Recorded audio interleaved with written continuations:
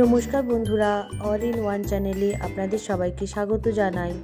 আশা করি সবাই ভালো আছেন, সুস্থ আছেন। আমিও ভালো আছি। আমি আজকে আপনাদের কাছে চিকেন চাউ নিয়ে হাজির হয়েছি। চিকেন চাউ বানাতে খুব বেশি উপকরণ লাগে না, আর এটা বানাতে খুব বেশি সময়ও লাগে না। আর একেবারে এই স্টেপগুলো যদি করতে পারেন ফলো, তাহলে একেবারে রেস্টুরেন্টের স্টাইলেই হবে। আমি তার জন্য নিয়েছি, দেখুন, ক্যাপসিকাম আছে 2 ধরনের, বাঁধাকপি, গাজর, বিনস আর স্প্রিং অনিয়ন আর কাঁচা লঙ্কা আমি নিয়েছি। প্রথমে একটা গাজর আমি নিয়েছি, গাজরটাকে আমি লম্বা লম্বা করে কেটে নেব। চাউমিন করার জন্য প্রত্যেকটা সবজি আমি লম্বা করে কেটে নেব, তাহলে চাউমিনের সঙ্গে খুব ভালো লাগবে, ভালোভাবে মিশে যাবে আর খেতেও ভালো লাগে। এই লম্বা লম্বা করে কাটাটাকে জুলিয়ান কাট বলে। আমি এইভাবে দেখুন প্রত্যেকটাই লম্বা লম্বা করে কেটে নিয়েছি। গাজরটা প্রায় কাটা হয়ে গেছে। একটা হলুদ বেল পেপার নিয়েছি বা হলুদ ক্যাপসিকাম, সবুজ ক্যাপসিকামটাও দিতে পারেন। সবুজ ক্যাপসিকামটা আমার কাছে ফুরিয়ে গিয়েছিল, তাই আমি হলুদ লাল দুটো দিয়েছি। হলুদটা লম্বা লম্বা করেও কেটে নিয়েছি। আমি সব সবজিগুলোই প্রথমেই বলেছি লম্বা করেই কেটে নেব আজকে। এবার লাল ক্যাপসিকামটাকেও আমি লম্বা লম্বা করে কেটে নেব, সরু সরু ও লম্বা লম্বা করে কেটে নেব। দেখুন ঠিক এইভাবে সরু সরু ও লম্বা লম্বা করে আপনারাও কেটে নেবেন। এটা বানিয়ে নিলে বাড়িতে ভালোই লাগে, বাচ্চা বড় সবাই খুব পছন্দ করবে। দেখুন সবগুলোই লম্বা লম্বা করে আমি কেটে নিয়েছি, কাটা হয়ে গেছে। একটা বাঁধাকপির মাঝখানের অংশটা নিয়েছি, মাঝখানের ছোট 4 ভাগের 1 ভাগের অংশটা নিয়েছি, নিয়ে এটাকেও আমি লম্বা লম্বা করে কেটে নিয়েছি। বিন কড়াইটাকে একটু কোনাকুনি আড়াআড়িভাবে কেটে নিচ্ছি, যাতে একটু লম্বা লম্বা হয়, দেখতে বেশ সুন্দর হয়। বিন কড়াইগুলো প্রায় আমার কাটা হয়ে গেছে। আমার চ্যানেলগুলো যারা নিয়মিত দেখেন তাদেরকে আমি সবসময় বলছি, তাদেরকে অনেক অনেক ধন্যবাদ আমার পাশে থাকার জন্য, আমার চ্যানেলটাকে ছোট্ট থেকে ধীরে ধীরে বড় করার জন্য। এবার স্প্রিং অনিয়নটাকেও আমি কেটে নিচ্ছি। স্প্রিং অনিয়নগুলো গোল গোল করে কুচিয়ে নেব। গোল গোল করে কুচিয়ে নিলে ভালো লাগবে, আর স্প্রিং অনিয়ন দিলে খুব ভালো টেস্ট হয়। লঙ্কা আমি 5টা দিয়েছি, আপনারা আপনাদের প্রয়োজন মতো 5টা 6টা বা তার থেকে কম দিতে পারেন। লঙ্কাগুলো কুচিয়ে নিচ্ছি। সব লঙ্কাই দেখুন প্রায় কুচানো হয়ে গেছে। এবারে একটা পাত্রে আমি কড়াইয়ের মধ্যে কিছুটা জল বসিয়ে জলটা ফুটিয়ে নিয়েছি। প্রথমে আমি বাঁধাকপি, গাজর ও বিনসটাকে একটু অল্প সিদ্ধ করে নেব, হাফ বয়েল মতো করে নেব। করে নিলে তাহলে চাউমিনটা করার সময় বেশি ভাজতে হবে না, আর এর ফুড ভ্যালুও বেশিটা কমবে না। একটু লবণ অল্প করে আমি দেব, দিয়ে চাপা দিয়ে দেব। অল্প একটু ফুটে গেলে আমি ওটাকে নামিয়ে নেব। ওটা ফুটুক, ততক্ষণ এদিকে পেঁয়াজটা কুচিয়ে নিই। 2টো পেঁয়াজ আমি নিয়েছি, পেঁয়াজগুলো একদম টুকরো টুকরো করে নেব, ছোট ছোট টুকরো টুকরো করে নেব। চিকেনটা কষার সময় এটা পেঁয়াজগুলো দিয়ে কষবো। দেখুন পেঁয়াজগুলো একদম ছোট্ট ছোট্ট টুকরো করে নিয়েছি। এদিকে আমার সবজিটাও সিদ্ধ হয়ে গেছে। সবজিটা সিদ্ধ হয়ে গেলে আমি ছেঁকে নেব। সিদ্ধ করা যে জলটা, ওই জলটাও আমি দিয়ে চাউমিনটা সিদ্ধ করে নেব। আমি একটা পান্ডা চাউ নিয়েছি, পান্ডা চাউয়ের 2টো থাকে, 2টোর মধ্যে আমি একটা অংশ দিয়েছি। আপনারা আপনাদের প্রয়োজন মতো দিয়ে দেবেন।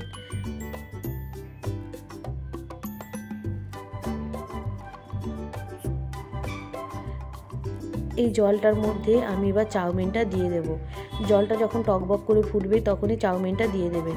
আর চাউটা সিদ্ধ করার সময় স্বাদ অনুযায়ী আপনারা লবণ দেবেন। আমি হাফ চা চামচের মতো লবণ দিয়ে দিয়েছি এর মধ্যে। দিয়ে চাউমিনটাকে ভালো করে আমি সিদ্ধ করে নিয়েছি। দেখুন চাউমিনটা প্রায় সিদ্ধ হয়েই এসেছে। হ্যাঁ, সিদ্ধ হয়ে গেছে। এবার আমি এটা একটা বড় ছাঁকনার সাহায্যে ছেঁকে নেব। চাউমিনটা আমি ছেঁকে জল ঝরাতে দিয়েছি। এদিকে চিকেনটা আমি কষে নেব। চিকেন কষার জন্য আমি একটা ফ্রাই প্যানের মধ্যে 1 টেবিল চামচ সাদা তেল ও 1 টেবিল চামচ বাটার আমি দিয়েছি। দিয়ে একটু পেঁয়াজগুলো যে কুচিয়ে নিয়েছিলাম, পেঁয়াজটা দিয়ে দিয়েছি। বাটারটা দিলে চিকেনটা কষলে খুব ভালো একটা স্মেল হয়, টেস্টও দারুণ হয়। স্বাদ অনুযায়ী লবণ দিয়ে দিয়েছি। তবে বলে রাখি, পেঁয়াজটা খুব বেশিক্ষণ ভাজতে হবে না, অল্প অল্প লাল লাল কালার আসবে তার আগেই চিকেনটা দিয়ে দেব।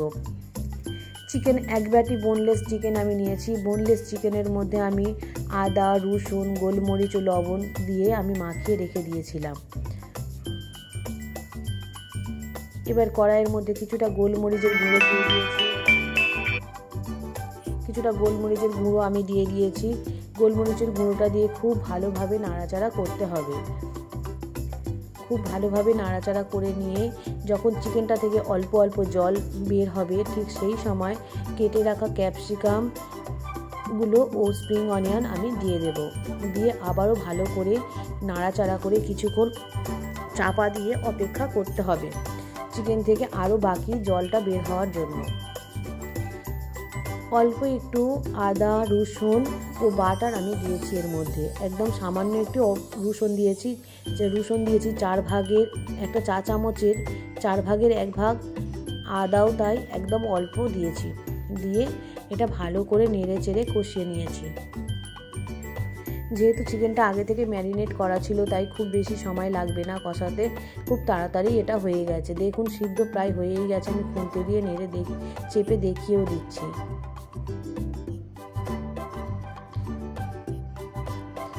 ঢাকা দিয়ে এটা করতে হবে।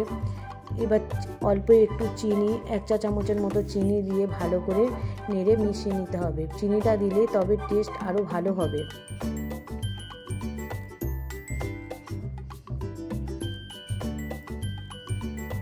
চিকেন প্রায় রেডি হয়ে গেছে। এবার এর মধ্যে সিদ্ধ করে রাখা সবজিগুলো আমি সব মিশিয়ে দেব। সবজিগুলো যেহেতু সিদ্ধ করাই আছে, 50% সিদ্ধ হয়ে গেছে। এবারে নাড়াচাড়া করলে বাকিটাও হয়ে যাবে। চিকেনটার সঙ্গে ভালো করে মিশিয়ে কিছুক্ষণ অপেক্ষা করলেই সবজিটাও ভালোভাবে সিদ্ধ হয়ে যাবে আর চিকেন আমাদের রেডি হয়ে যাবে।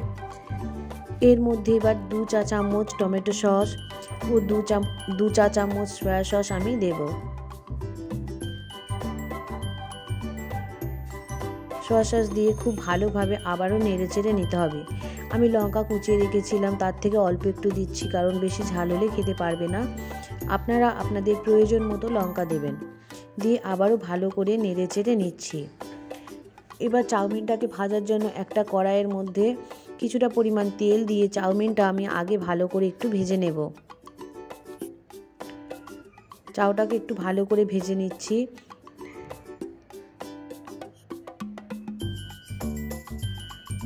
ভালো করে একটু নাড়াচাড়া করে ভেজে নিলে টেস্টটা একদম অন্যরকম হবে, খুবই ভালো লাগে খেতে। চাউমিনটা মোটামুটি ভাজা হয়ে গেছে। এবার এর মধ্যে যে সবজিটা আমি কষিয়ে রেখেছিলাম চিকেন দিয়ে, ওইটা এবার এর মধ্যে আমি মিশিয়ে দেব। খুব ভালো করে এটা মিশিয়ে দিতে হবে। দেখুন প্রায় আমার মেশানো হয়ে গেছে। চাউমিন একেবারে রেস্টুরেন্টের মতোই হয়েছে। টেস্ট একদম কোনো রকম তফাৎ হবে না। এইভাবে যদি বাড়িতে বানাতে পারেন, দেখবেন কত সহজে বাড়িতেই চিকেন চাও আপনারা বানিয়ে ফেলতে পারবেন। ভিডিওটা যদি ভালো লেগে থাকে তাহলে অবশ্যই একটা লাইক দিয়ে আমার পাশে থাকবেন। আপনি যদি আমার পরিবারের এখনও সদস্য হয়ে না থাকেন তাহলে আপনাকে আমার পরিবারের সদস্য হওয়ার জন্য অনুরোধ রইল।